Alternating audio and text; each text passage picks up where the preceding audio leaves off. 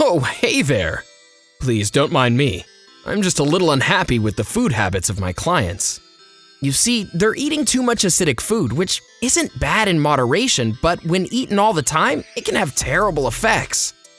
Let's talk about some of them. Tomatoes, onions, coffee. We're talking about all those and more. Let's start with an unlikely culprit. Number 1, tomatoes. Tomatoes are one of the most acidic fruits out there.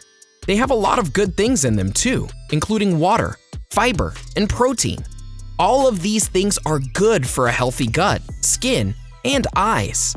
Unfortunately, if you have too much of them, you might have problems. Tomatoes are often grown in acidic soil. As a result, they have a very high pH level, ranging from 4.2 to 4.3. This is why eating too many tomatoes can cause problems for your heart, as well as your gut. Try to limit your daily tomato consumption to 5.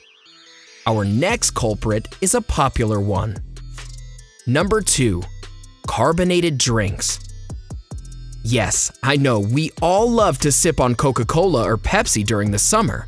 They're chilled drinks and are often a good alternative to enjoy a party. That doesn't mean that they're healthy. While carbonated drinks may have cool advertisements, they also have very high pH levels. Typically, Coca-Cola has a pH rating of 2.37. Pepsi isn't too far behind either. It has a score of 2.39. When you drink too much, you're likely to get some stomach problems. On the other hand, if consumed in moderation, it can be food for your stomach. In a study, a patient with gastric phytobesors was asked to consume Coca-Cola, and it helped clean her stomach. Meaning, it's not all bad. It has pros too. Just don't drink more than 1 or 2 glasses. Number 3, citric fruits. This is one entry that needs to be taken with a grain of salt. Fruits such as lemons and oranges contain many different types of vitamins and minerals. All of these are important to the development of our body. On the downside though, they also contain acid.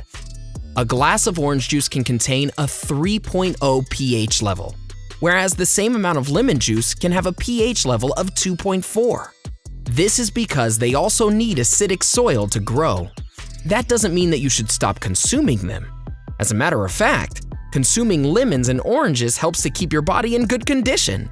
They are good for your skin, tissues, muscles, bones, digestive system, and your heart. Just keep the same caution as you would with tomatoes. Decrease the quantity and don't have too many of them and you'll be fine. The last one was a food that we need to live. The next one, not so much.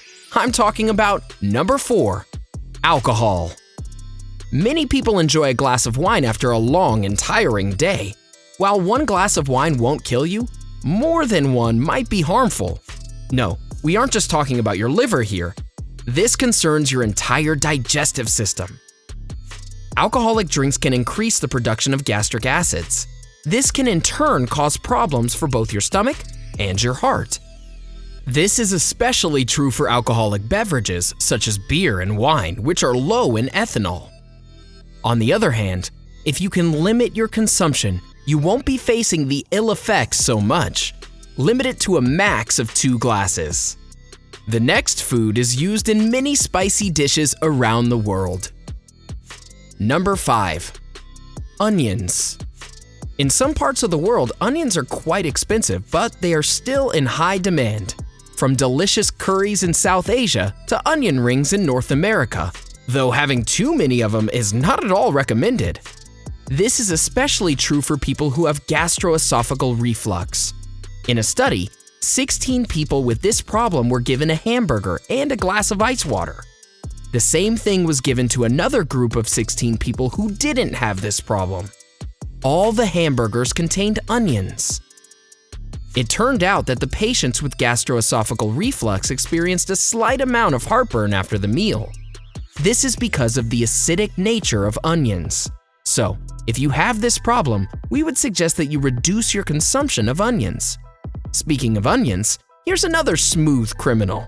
Number 6, mayonnaise. Yes, the delightful little thing that you put on your sandwiches. Some people love it so much that they try to dip any snack in mayonnaise. While the taste may be interesting, too much can be harmful.